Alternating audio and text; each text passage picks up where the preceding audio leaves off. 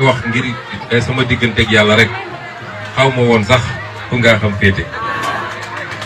kon da ngeen ñu defal lu rëy fa ma cosaanoo dëkk fa aw ma fa 80% waxuma laa 90% wala 95%. kon ñu ngi leen di gërëm bu baax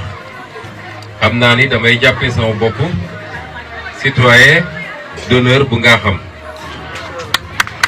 léegi tey wala sax borom dëkk bi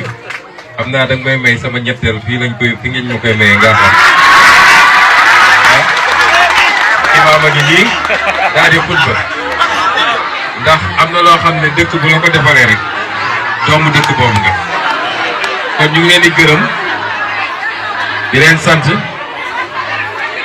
di leen wax ni li ngeen jàpp wala li ngeen jot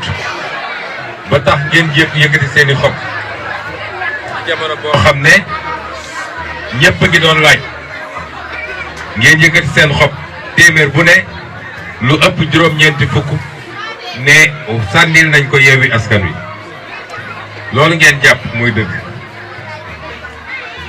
ñun politique guñu caaxaanuñu utuñu alal utuñu tur soxlawuñu ku ñu ne jaajëf ndax li ñuy def ñun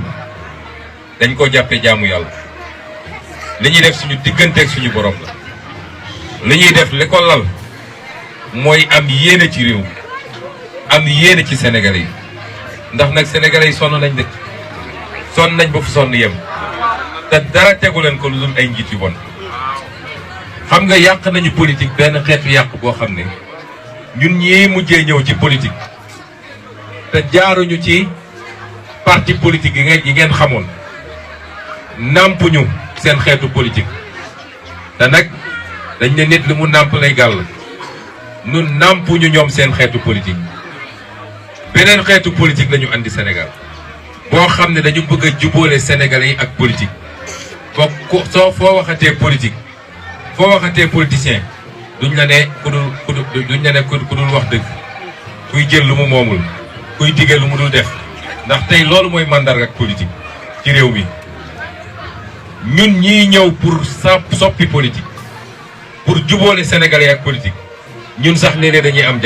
jafe-jafe ndax soo ñëwee di wax dañ naan waxu politicien la de